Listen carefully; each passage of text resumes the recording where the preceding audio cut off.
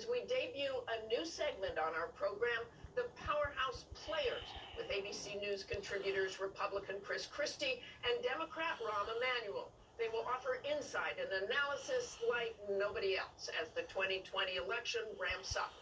And Rahm, let's get right to it. You heard it right there. Joe Biden putting his foot in his mouth. He apologized for being so cavalier. But where does this go from here? Well, first of all, I think what it does is obviously it influences the vice presidential selection. Everybody that tells you it doesn't isn't being honest. It has an impact on it, a weight on the scale, etc. And I think I give the Biden campaign credit for immediately jumping on it and trying to deflate it. Everybody is united in the party with a single goal of beating President Trump. I would step back, though, and say it violated a simple number one rule. You have to project that you're going to earn every vote, fight for every vote, just like you're going to fight for this country.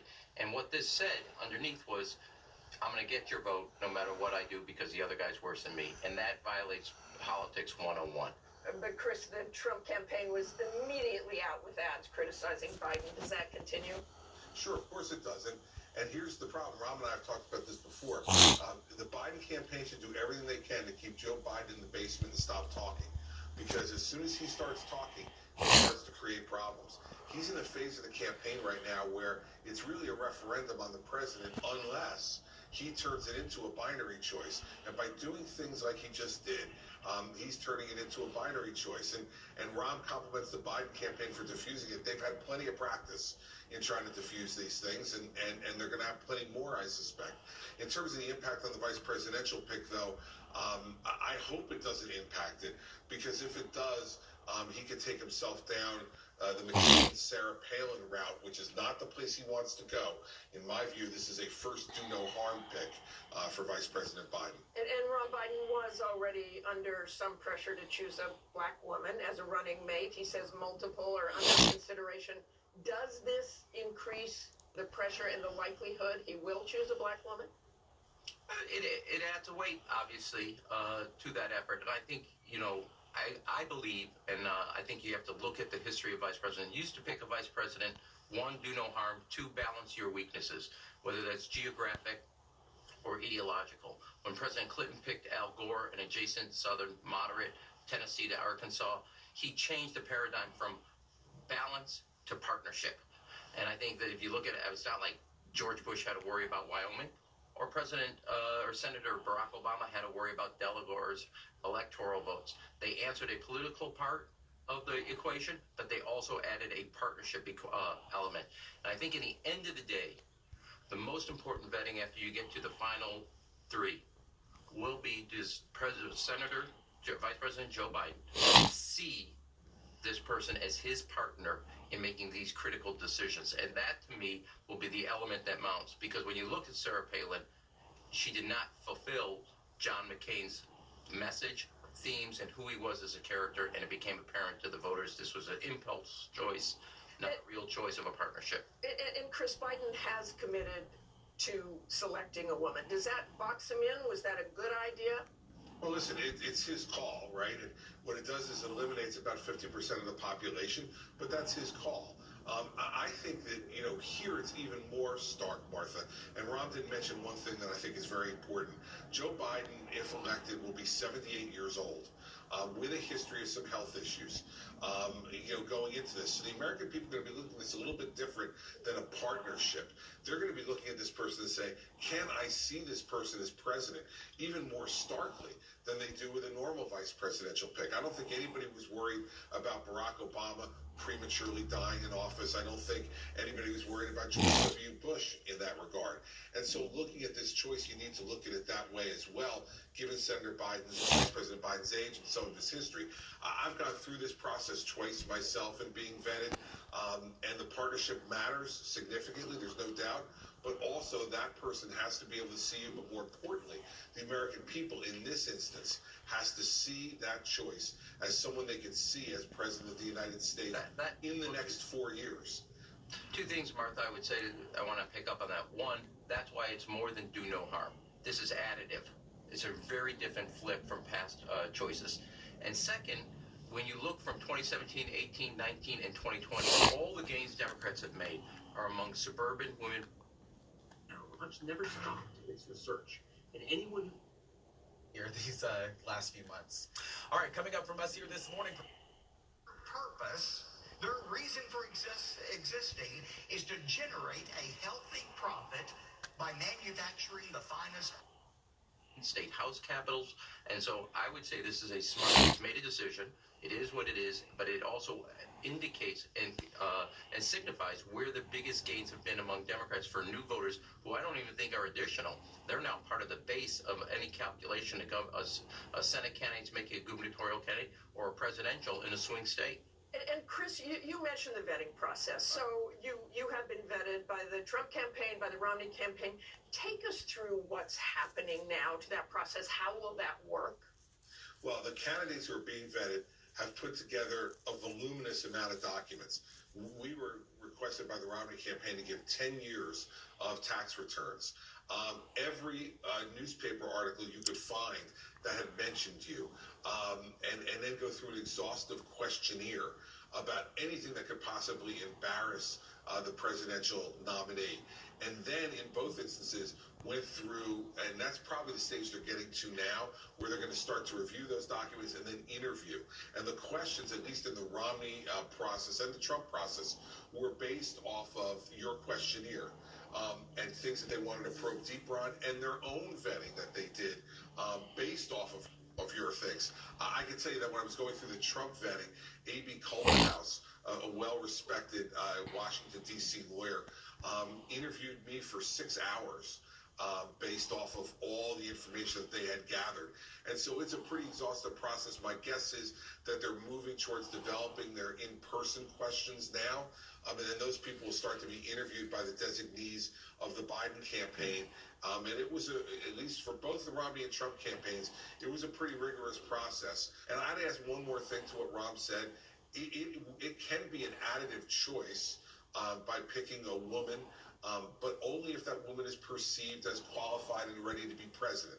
And so if he reaches based upon other factors for someone who the public doesn't see as qualified, then I think that will be a negative for his campaign, not a positive. And our thanks to our powerhouse players.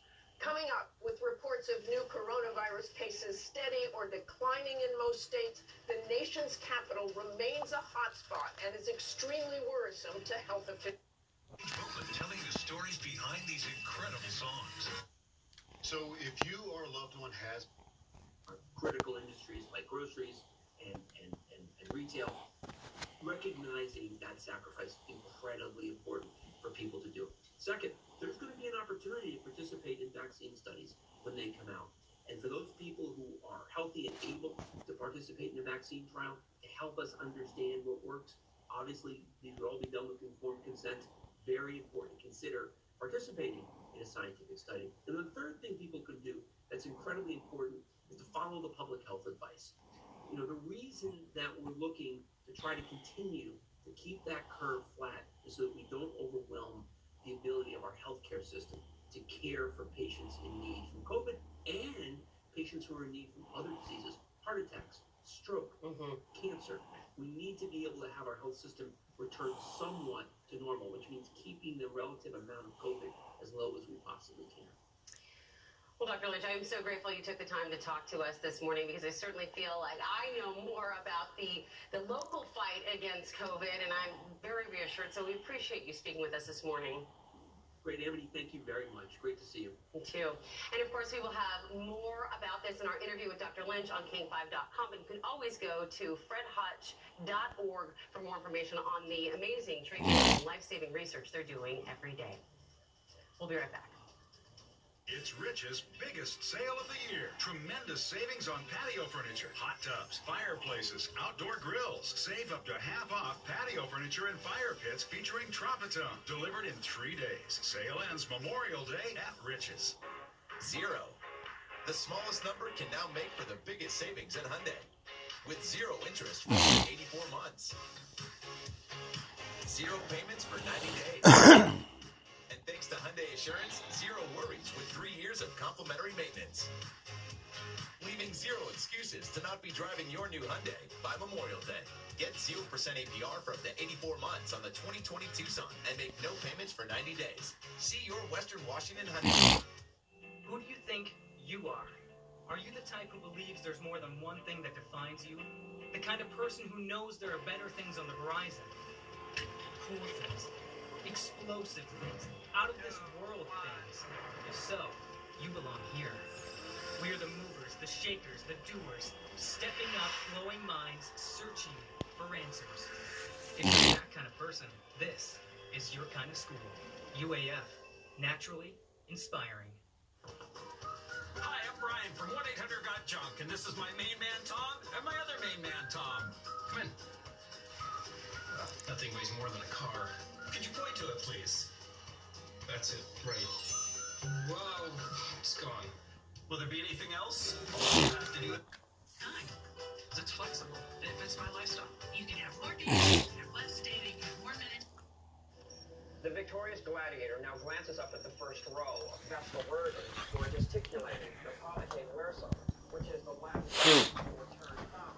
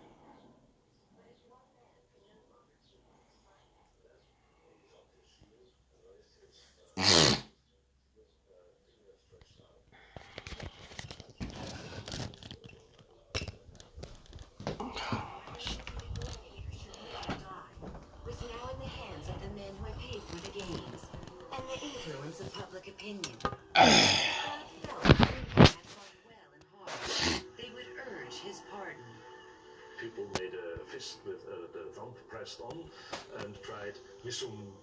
Then he was beaten, but alive and could leave.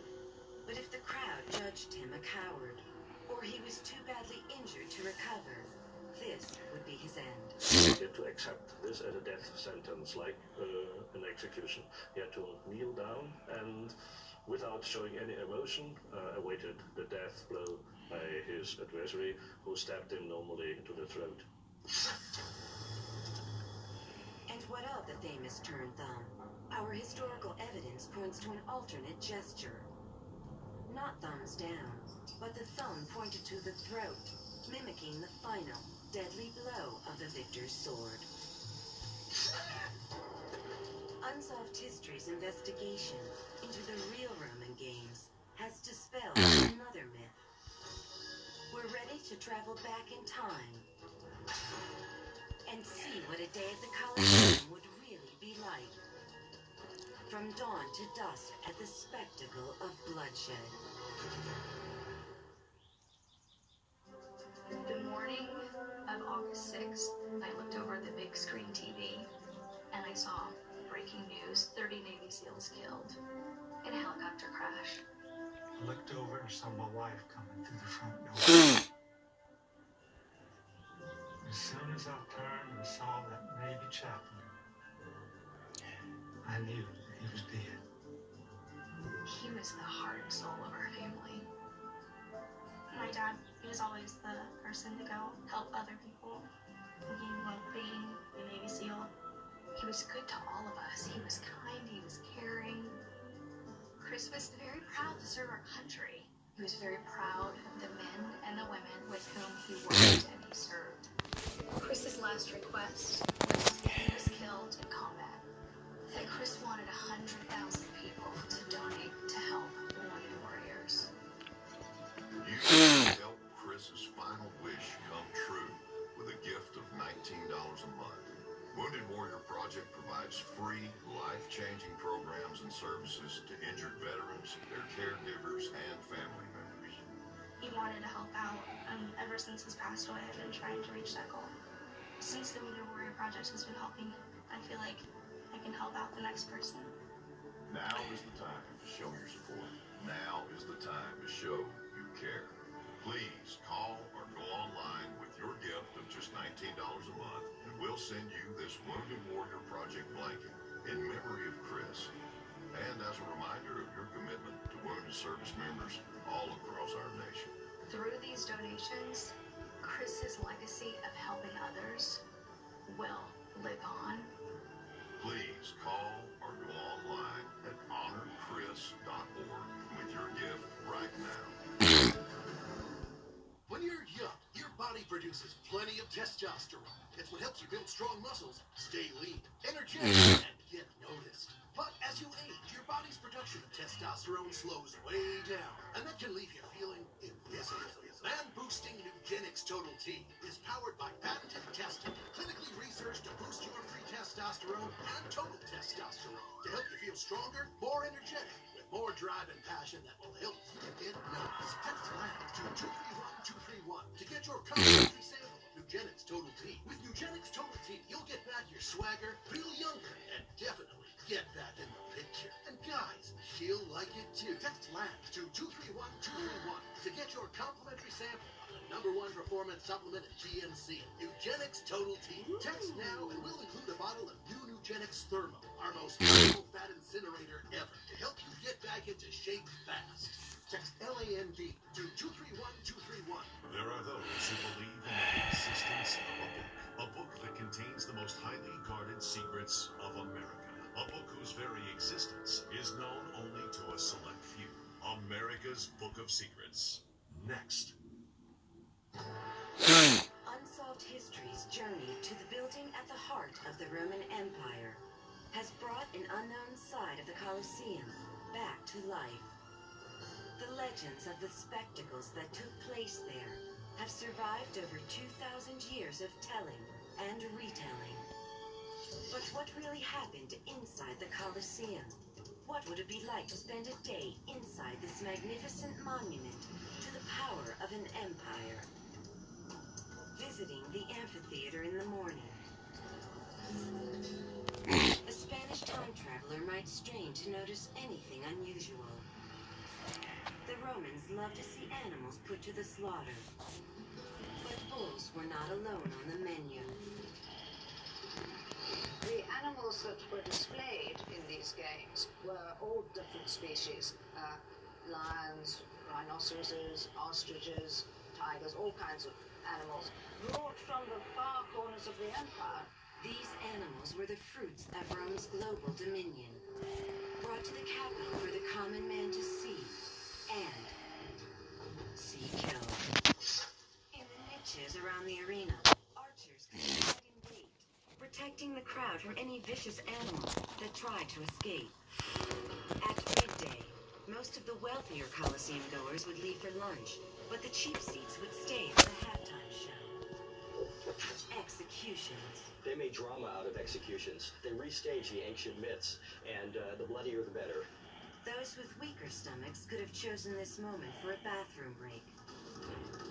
No one knows where the Colosseum's latrines were for sure, but this small dark corridor, high up in the building, has a suspicious ghost along one side.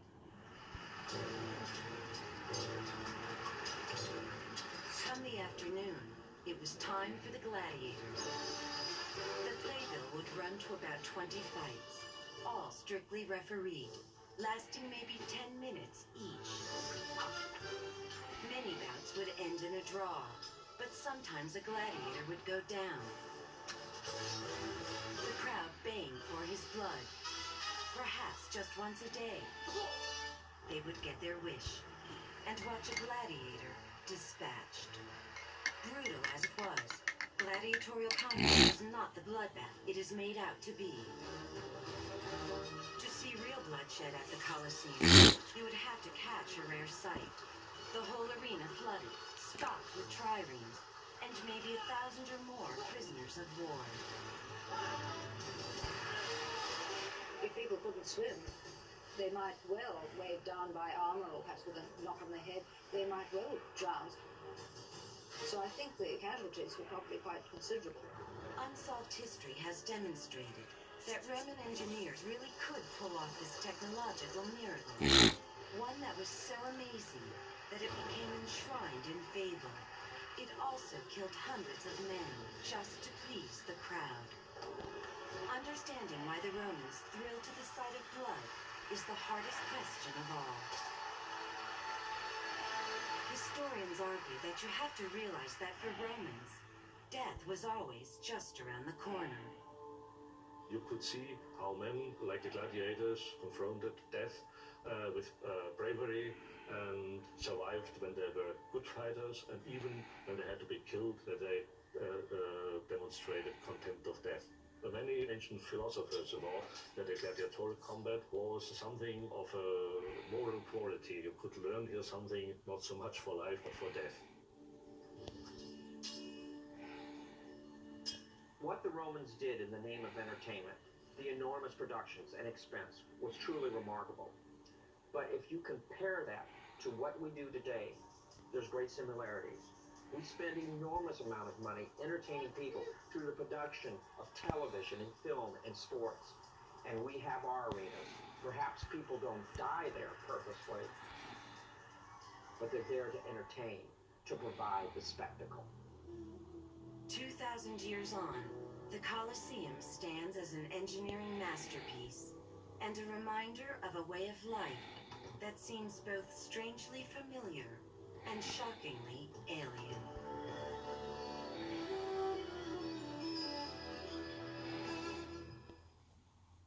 Are you stuck with a low credit score? A score that lenders use to define you?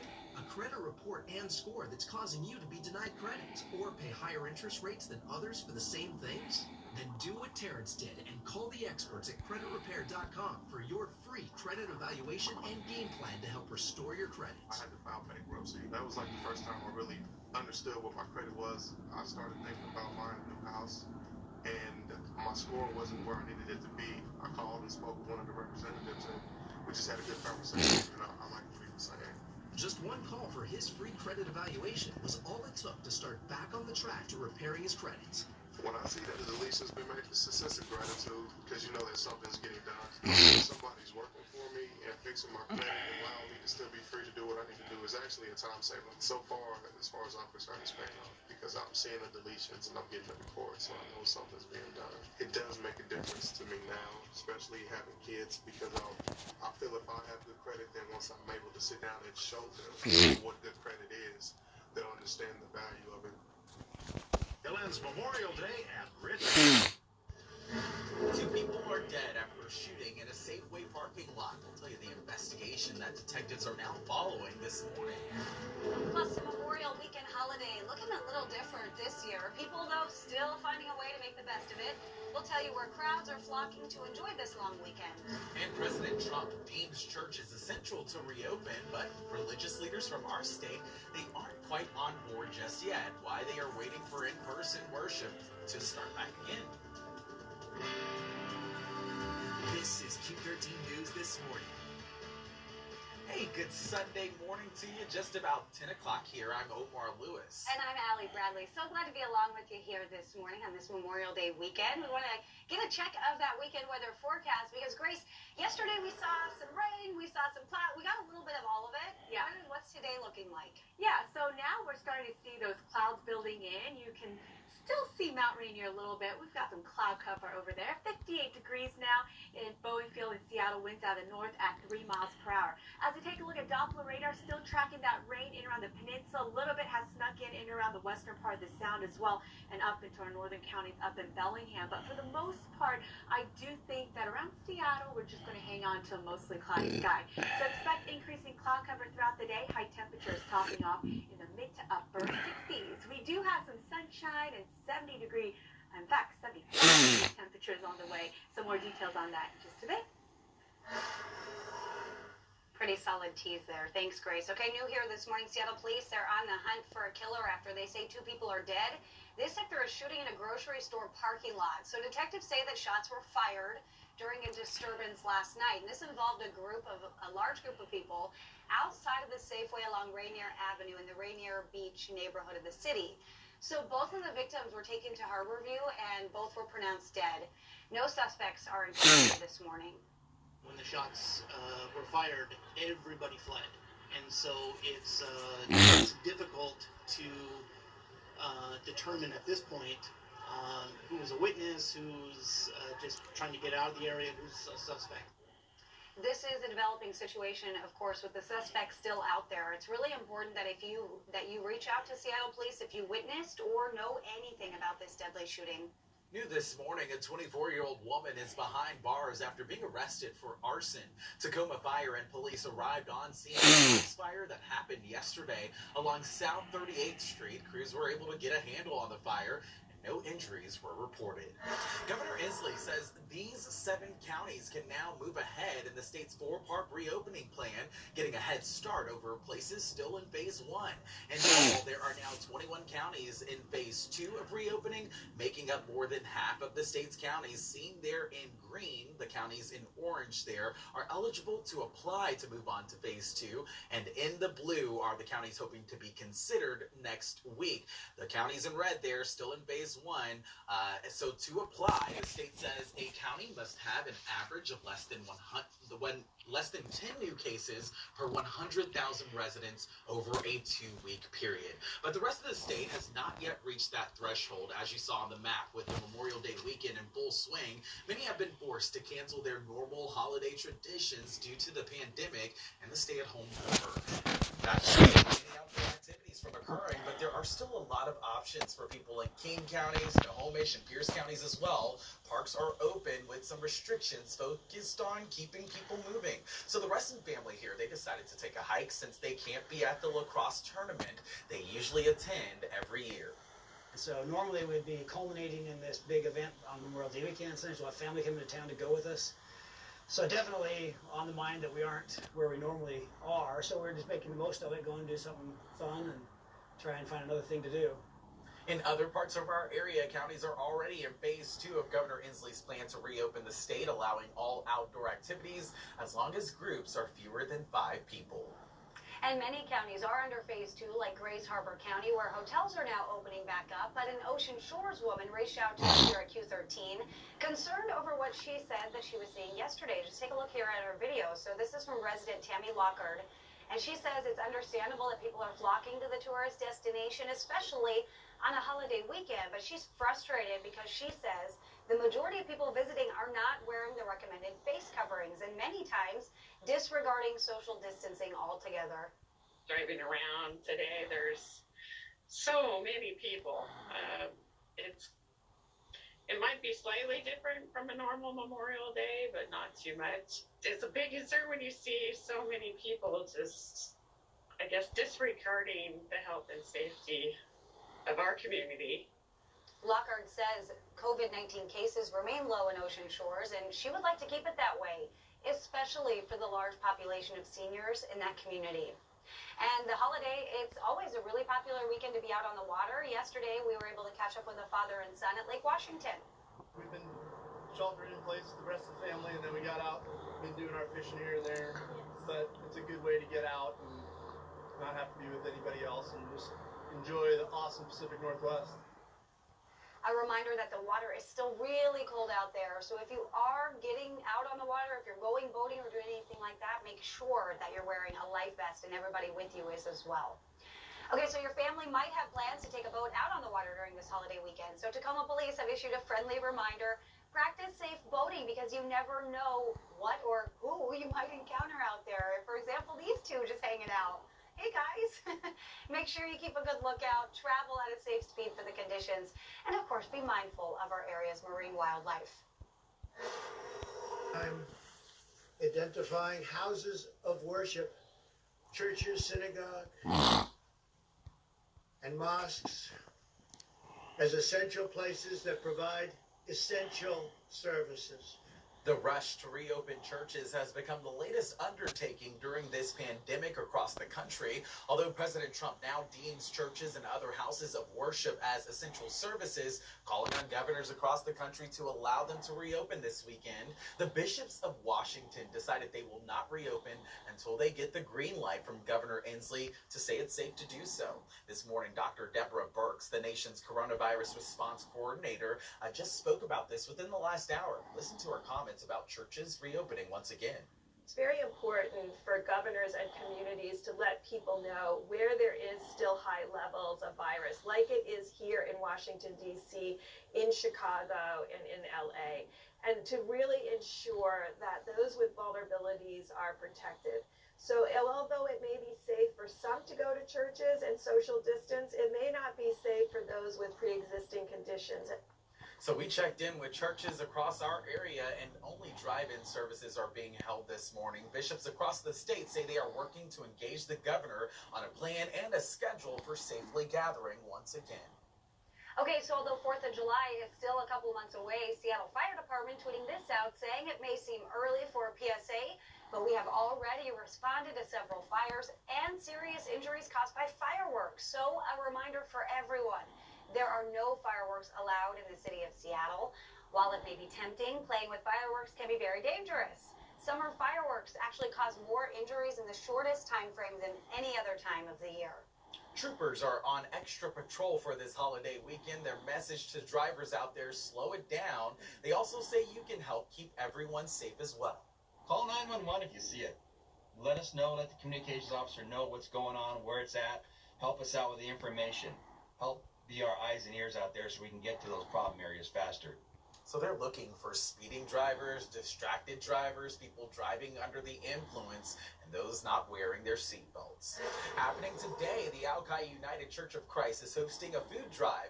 Volunteers there will be collecting non-perishable canned foods outside the church on Southwest Hines Street. That's from 10 a.m. to 4 p.m. This drive benefits vulnerable people who have been disproportionately impacted by COVID-19. The food drive will continue every other Sunday until further notice. And another reoccurring food drive also happening is Seattle's Admiral UCC Church on Southwest Hill Street. They are happening every other Saturday, and that's from 1 p.m. to 4 p.m. All right, a lot of ways that you can always help your neighbor here. Okay, so we're showing you a beautiful picture here. As I said, we're kind of battling the mountain with clouds. Grace, Anyways, I know, right? You just blow it up. It's a lot bigger than me. But yeah, we've got some cloud cover. In fact, we've got increasing cloud cover all throughout today. And then we've got changes tonight. As early as tonight, we're going to see some rain coming in. Okay, 57 degrees at SeaTac, 66 is the average high temperature. I think we'll get there this afternoon. As we take a look at Doppler radar, yeah, we're tracking some rain in around the peninsula, and some of that has kind of come in around the Sound and up to our north as well. But again, for the most part, it's kind of fallen apart. But yeah, Port Angeles, Lilywop, the Brennan area, Shelton, all reporting some light rain, and same with up in the Bellingham, Blaine, and also Linden area. So as we advance futurecast again, it's a weakening front. We'll mainly just see increasing cloud cover throughout the day, but certainly can't rule out a shower or two. But overall, the main weather story is going to be Memorial Day Monday. That's when we'll be tracking another surge of moisture. You can see that starting as early as late tonight to the overnight hours, and that's going to bring widespread rain. This is tomorrow morning, 7 a.m., and as we head into the afternoon, we're still hanging on to scattered showers, and then we'll finally dry things out going into the evening hours, especially Monday night, and then we'll see an extended period of sunshine and really nice, sweet temperatures in the 70s. Okay, so 55 by 10, 60 degrees by noon, increasing cloud cover by the afternoon, temperatures topping off in the upper 60s. We'll go 67 this afternoon today, and then Memorial Day Monday, just keep in mind we've got rain on the way, 62 degrees. Okay, 7-day forecast coming up in just a bit. Back to you. All right, Grace, thank you. It is Small Business Sunday as we try to bring attention to businesses in our area that are struggling right now during this pandemic. So coming up next, a Tacoma streetwear company that's craving the connection that they have with their community. Details when we come back.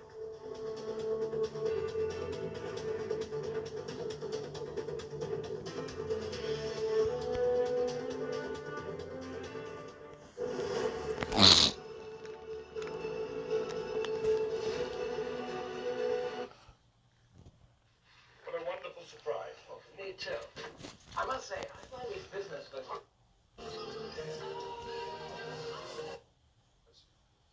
Yeah, it's quite possible.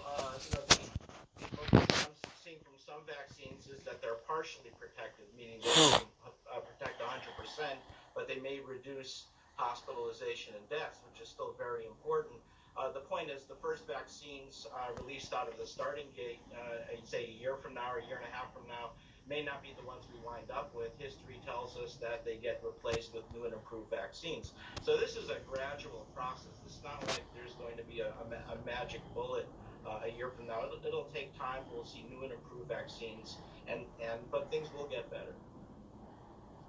Dr. Brooke, we saw, how concerned should we in the public be that some pharmaceutical companies, let's look at Moderna, for instance, they announced what looked like a breakthrough. Their stock price surges. People on the company seem to get rich off of it. They look to even raise more money after that. And I understand the way the pharmaceutical business works in some cases, and maybe this was necessary to get money for the research. But does that impact the public's credibility into this vaccine research? There actually has been quite a number of pieces of good news on the vaccine front this week. Moderna's announcement of safety and at least early immunogenicity data in their study, as well as safety and immunogenicity of another vaccine that was reported from China, as well as our studies in the animal models, all are pointing towards increased optimism that a vaccine is likely going to be possible. However, there are many steps that remain. All right, but to follow up on that question, I hear you, the good news. Are you worried, though, that when the accompanying stories are about how, and this has made them a whole bunch of money, and it looks like in some cases they want to use that hype to raise more money, that it looks like someone researching a vaccine is more interested in a profit margin? Well, I think it's always better to have data available to the scientific community at the time of an announcement. And so we hope that the data from the Moderna studies will be available soon, and I hear that they are preparing for that. Dr. Hotez, you've been concerned about the phrase Operation Warp Speed. Dr. Fauci also has. Explain to our viewers why that phrase in particular concerns you. Well, what I'm concerned about, Chuck, is, we've got a very aggressive anti-vaccine movement out there. And, their central tenets are, one, that vaccines cause autism, and I've spent a lot of my life refuting that. I wrote, because I'm a vaccine scientist, the parent of an adult daughter with autism, and wrote this book, Vaccines Did Not Cause Rachel's Autism, which has made me public enemy number one with the anti-vaccine movement. But the other things that they allege is, one, that vaccines are not adequately tested for safety, that we rush vaccines, and that there's this cozy relationship between the pharma companies and the U.S. government. And so everything that's been happening with some of the things Moderna has been doing and others, plays right into, all of the assertions made by the anti-vaccine lobby, to the point, and the White House Operation Warp Speed phraseology, which is just awful. So I worry, and the numbers now support this. Reuters just published a study this last week saying that 25% of Americans probably won't take COVID-19 vaccines, even if they're made available. And to the point where I'm worried we won't have sufficient herd immunity to achieve all of our desired effects. So that creates a lot of concerns. Dr. Brook, you brought up the good news that we heard out of China. Let me ask you this. Are you concerned if China gets the vaccine first and they're sort of the quote-unquote winner here and they're sharing it with the world, are you concerned the public might be leery of taking a vaccine from China? Well, Chuck, what we need is not one vaccine. The world actually needs multiple vaccines because there are 7 billion people in the world, and we hope that the number of people who take the vaccine is greater than the 75% that Dr. Hotez mentioned. But still, we're talking about billions of people in the world that will need to be vaccinated. So this is not a race to be first. This is a global cooperation in which multiple regions of the world and multiple companies need to work together to develop vaccines for a very, very large number of people. All right, Dan Baruch from Boston, Peter Hotez in Harvard, and Peter Hotez from Baylor with us from Houston. Thank you both for sharing your expertise with our viewers. Much appreciated. Have a safe Memorial Day weekend. And joining me now is the Republican governor of Ohio, Mike DeWine. Governor DeWine, welcome back to Meet the Press.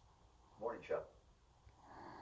I want to start with, look, this Memorial Day weekend, one of the top places to go normally in your state would be Cedar Point. Cedar Point, not an amusement park, not yet open. When do you think that's going to happen? And is that to you the real start that, okay, you're at a next level of reopening in the state of Ohio? Well, that would be a next level of reopening. Chuck, I have no idea when Cedar Point will be able to open. Our kids and grandkids love to go there. We would love to go there, but we're certainly not there yet. If you look at our data, our replication rate is 1 to 1. We are now reopening. We've got to see how this reopening is going. Reports I get back, it's going pretty well. Our restaurants are doing what they need to do, keeping the space. So retail is doing the same thing, but we're not there yet as far as. Also bringing us together in ways we would never imagine. Thank you, doctors and nurses. Thank you, grocery workers. Thank you, unknown heroes we'll never meet or know. Mattress Firm's Rest Assured Promise checks all the sleep boxes. Contactless shopping 24/7 with a sleep expert. Check. Special financing. Check. Free delivery to your door. Check. A king-size mattress for the price of a queen plus a pre-adjustable base. Check. Mattress Firm. At Seattle Goodwill, the stores may be closed, but they haven't stopped working. For nearly 100 years, Goodwill retail locations have funded their mission to provide free job training and education, as well as critical basic services to those in need across the North Puget Sound region. In these uncertain times, Goodwill is holding true to that commitment to their neighbors and community, but they need your financial support now to keep that promise today, tomorrow, and into the future. Goodwill get done. We just have to do it together. Give now at seattlegoodwill.org. King County Metro has reduced service due to COVID-19. Please follow these steps for your essential trips. Check or sign up for transit alerts. Cover your nose and mouth when riding transit. And check Metro's reduced schedule page. Go to kingcounty.gov/reduced schedule. Spring is here. Save on your home improvements chance with Washington Energy's Spring Savings Event. Enhance your home with 15% off beautiful Anderson windows and reliable James Hardie siding. Our April 15% sale discount has been extended through May 31st. Call today. It's Mattress Firm's Memorial Day sale. Save up to $500 when you get a king mattress for the price of a queen or a queen for a twin. Plus, get a free adjustable base when you spend just $6.99. Only at Mattress Firm.